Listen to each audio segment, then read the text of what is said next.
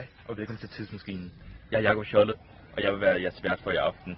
I dag rejser vi tilbage til 1870'erne, tilbage til det moderne gennembrud, tilbage til urbaniseringen. Er I klar?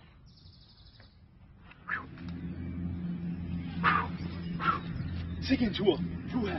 Men er I klar til at se, hvordan det var i det moderne gennembrud? Hvor er folk? Hvad? Nej, hvor er Danmark dog et yndigt land. Jeg får lyst til at skrive en sang. Ja, det må du bare gøre herinde. Det er alle de øverste lærer. Hvad fanden er vi? Er vi længe i romantikken? Ej, nej. Alt det der kattespjat, det gider vi slet ikke noget med at gøre. Tilbage til tidsmaskinen. Tilbage til realiteten. Til det moderne gennembrud.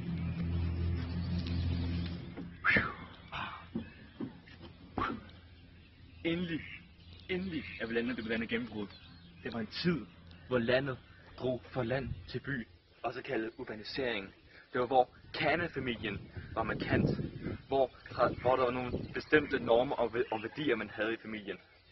Næsten 1 million mennesker vandrede fra land til by i denne periode fra 1870 til 1880'erne.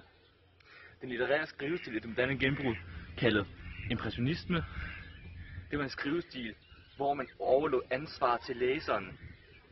Don't tell it, show it. Forfattere, som skrev i denne impressionistiske stil, var Herman Bang. I Den sidste badekjole af Herman Bang skrev han om kvinders undertrykkelse. Han skrev om, hvordan deres eksistens blev ligegyldigt, hvis de ikke blev gift med en mand, fordi en mand havde økonomisk støtte til kvinderne. Det vi kan gøre nu via tidsmaskinen er, at vi kan inden for husets 4 mure, lige her, hvor den sidste badekjole foregik, simpelthen være vidne til, hvad der skete. Hej Emma, Antonie. Det er vores lykkedag. Vi har fået at vide, at Otto er blevet forlovet.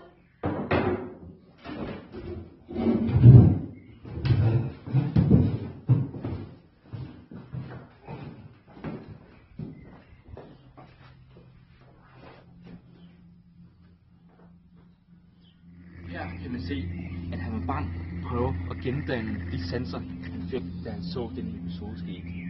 Man kan se på Emmas reaktion, hvordan hun reagerede, da præstefruen offentliggjorde Ottos forlovelse. Der står nemlig intet i teksten direkte om, hvordan hun føler, kun hvordan personen reagerer. Derfor kan vi karakterisere Emma, at hun har et eller andet specielt kærlighedsforhold til denne Otto. Nej. Hvad sker der? Nej. Fra de litterære tekster til kunst til maleriet. Det vi ser nu, det er maleriet Udslidt, malet af H.A. Brendeskilde i 1889. Det, som kendetegner Brendeskildes malerier, er, at de er dramatiske, realistiske og ikke romantiserede, som vi ser på dette billede her. Det, som er sket, det er, at en hårdt arbejdende mand er faldet om af de hårde arbejdsvilkår, de var udsat for i landbruget. Hans kone er i chok og råber efter hjælp. Hjælp! Man kan se, at manden er i forgrunden sammen med kvinden, og ude i baggrunden er der stenene, det grå, det dystre.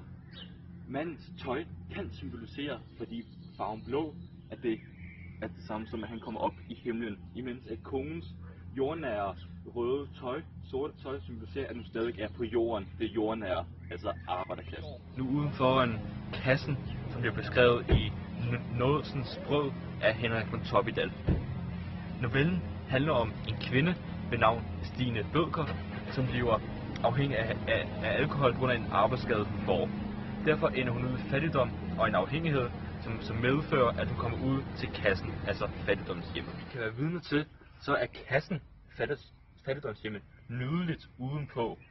Det er røde mursten, som Henrik von Toppidal også beskriver i sin tekst, og der er også gyldne navnsprækker på den anden side af huset. Men det, som Henrik von Toppidal han mente, det var, at man kan ikke gemme sig fra virkeligheden. Udenpå kan alt være nydeligt og pænt, men når man først kommer ind i og ser virkeligheden, så er det barbarisk og brutalt.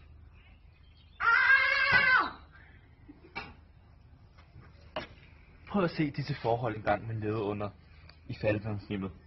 Barbarisk. Det må ikke have været sjovt. Brød af Henrik von Toppidal beskriver han miljøet utrolig meget. Han beskriver, hvordan forholdene mellem de forskellige samfundsklasser er. Han beskriver, at der er alt for meget ulighed i samfundet, hvilket vil medføre til kaos. I showet kommer vi altid med en hurtig opsummering på, hvad de forskellige tidsperioder indeholdes. I dette tilfælde en hurtig opsummering på det moderne gennembrud. Og vi har været vidne til den sidste balkshowet, Nådsens brød og Udslidt. Alle tre former for kunstværker skriger det moderne gennembrud. For eksempel, naturalismen spillede en kæmpe rolle. Man gengiver virkeligheden, som den er. Man har ikke gemt noget væk. Man maler det, man skriver det præcis som det er. Hvilket indtryk man får. Jeg håber, vi ses i næste uge, hvor vi springer tilbage til 1700-tallet og oplysningstiden.